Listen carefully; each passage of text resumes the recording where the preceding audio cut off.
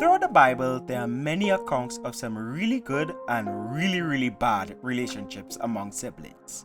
Miriam, Aaron, and Moses' relationship, Esau forgiving Jacob despite him stealing his birthright, Joab, Abishai, and Abishal all having each other's back on the battlefield are just some of the many acts of good sibling relationships in the Bible.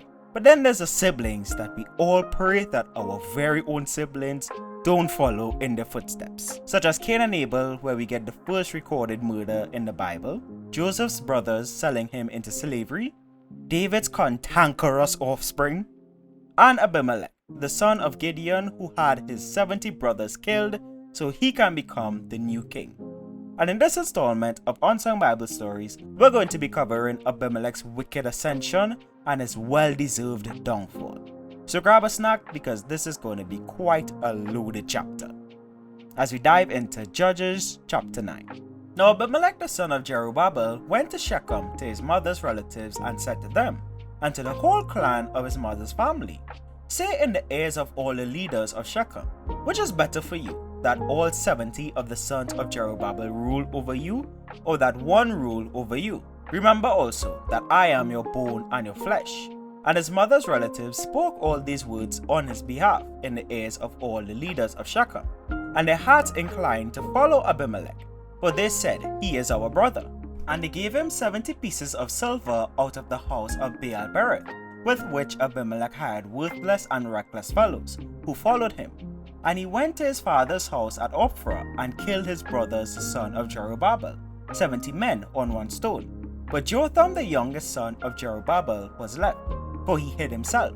And all the leaders of Shechem came together, and all Berith Mello, and they went and made Abimelech king by the oak of the pillar at Shechem. When it was told to Jotham, he went and stood on top of Mount Gerizim and cried aloud and said to them, listen to me, you leaders of Shechem, that God may listen to you. The trees once went out to anoint a king over them, and said to the olive tree, reign over us. But the olive tree said to them, shall I leave my abundance by which gods and men are honored, and go hold sway over the trees? And the tree said to the fig tree, you come reign over us. But the fig tree said to them, shall I leave my sweetness and my good fruit, and go hold sway over the trees? And the tree said to the vine, you come and reign over us. But the vine said to them, shall I leave my wine that cheers God and men, and go hold sway over the trees? Then all the trees said to the bramble, you come and reign over us. And the bramble said to the trees, if in good faith you are anointing me king over you, then come and take refuge in my shade. But if not, let fire come out of the bramble and devour the cedars of Lebanon. Now therefore, if you acted in good faith and integrity when you made Abimelech king, and if you have dealt well with Jerubbaal and his house, and have done to him as his deeds deserved, for my father fought for you and risked his life and delivered you from the hand of Midian, and you have risen up against my father's house this day, and have killed his sons 70 men on one stone, and have made Abimelech the son of his female servant king over the leaders of Shechem, because he is your relative.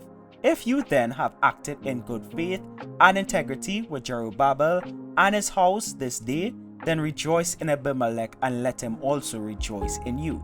But if not, let fire come out from Abimelech and devour the leaders of Shechem and Beth-mello. And let fire come out from the leaders of Shechem from Beth-mello and devour Abimelech.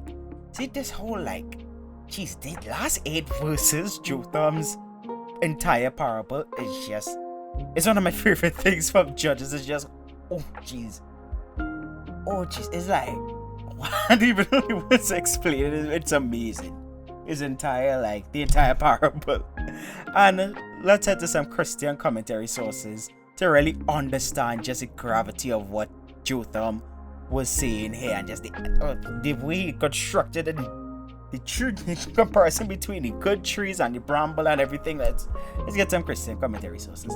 Jotham was the only son of Gideon to escape the massacre at the stone, as we see in Judges 9 verse 5.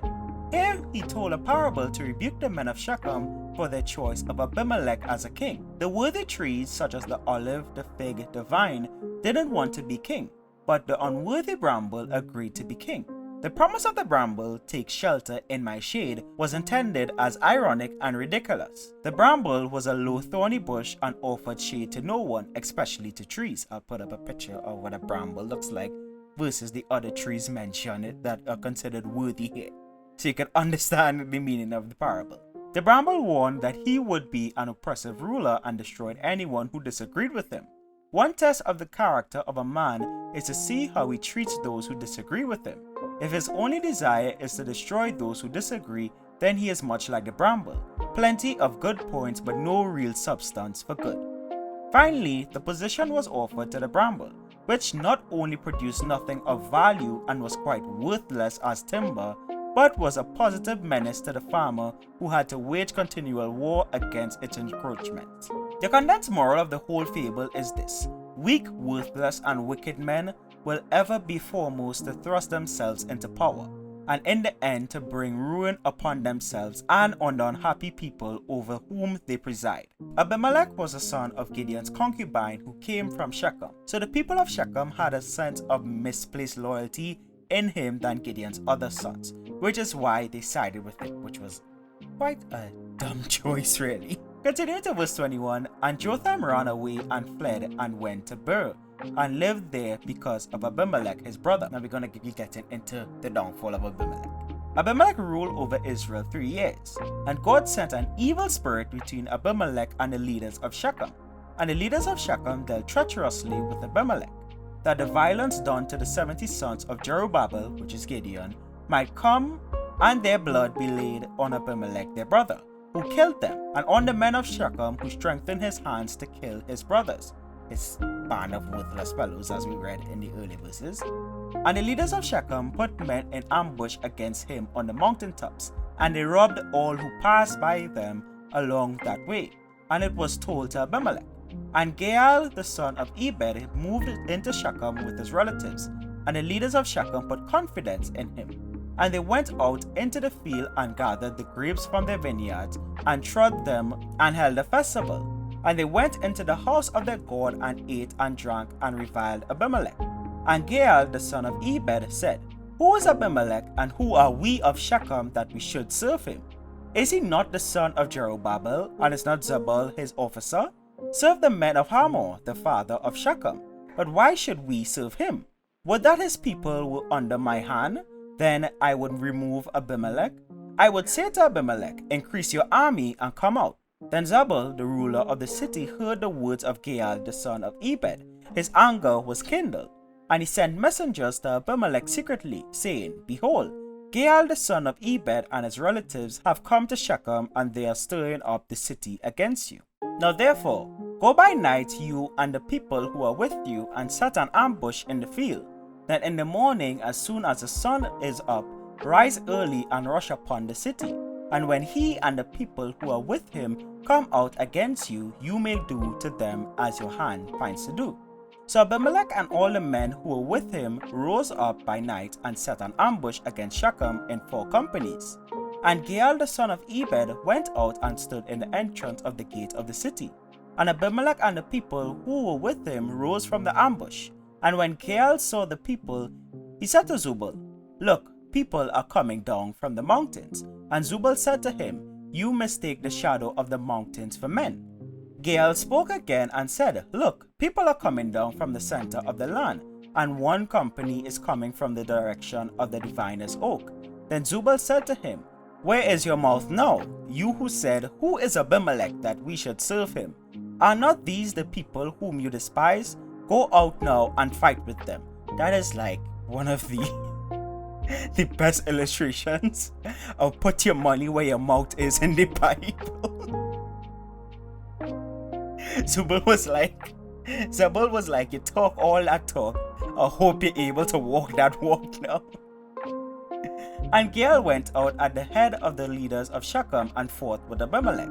And Abimelech chased him, and he fled before him.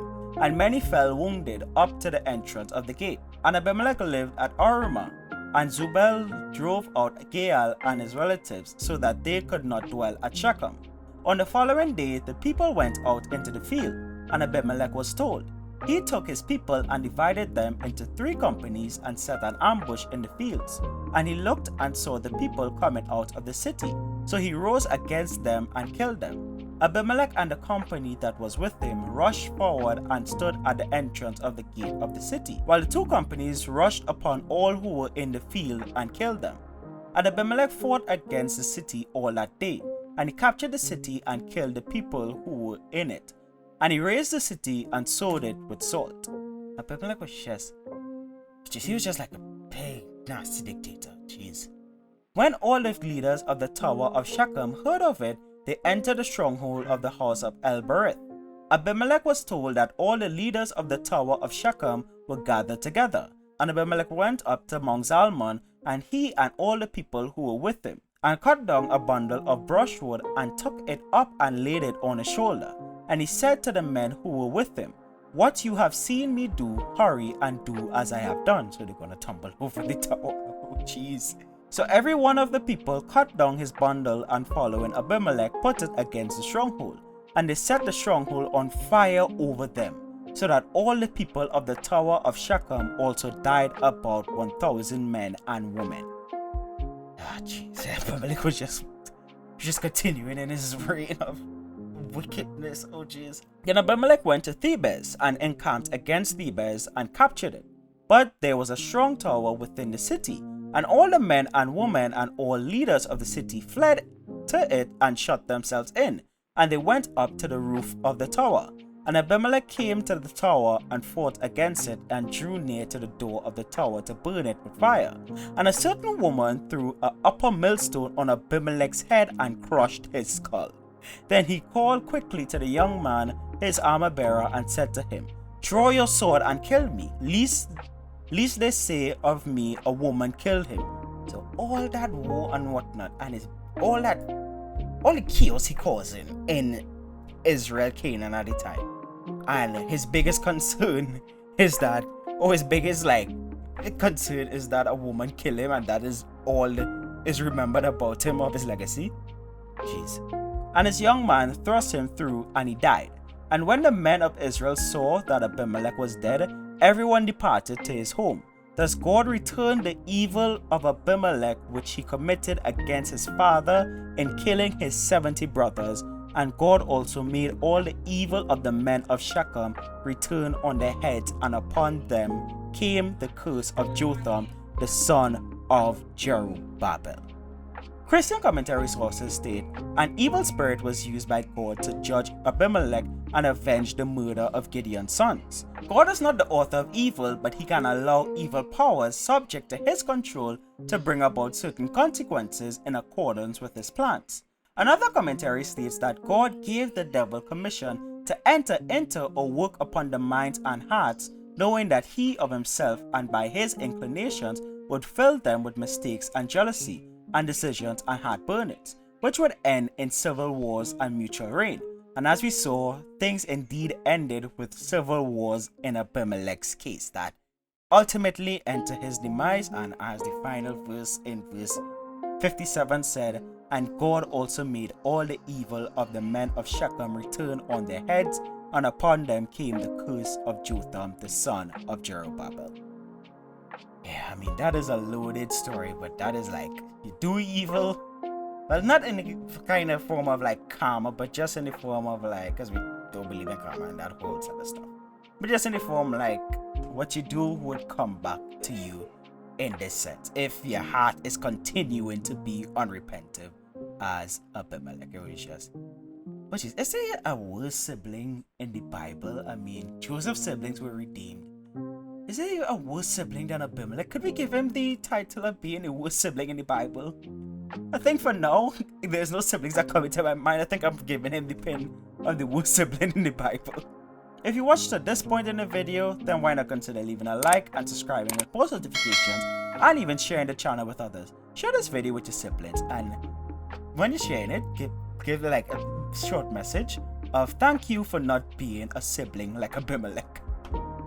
On this channel, we primarily break down Christian and non-Christian fictional stories with emphasis on those that have some sort of Christian theme or where authors make statements like this. the comics were always the Bible. Sometimes they were more the Old Testament. We'd let things change, but the things that changed tended to change with the times or with the need to make something into television. Other than that, we'd look at things and go, well, if it isn't broken, we aren't going to fix it.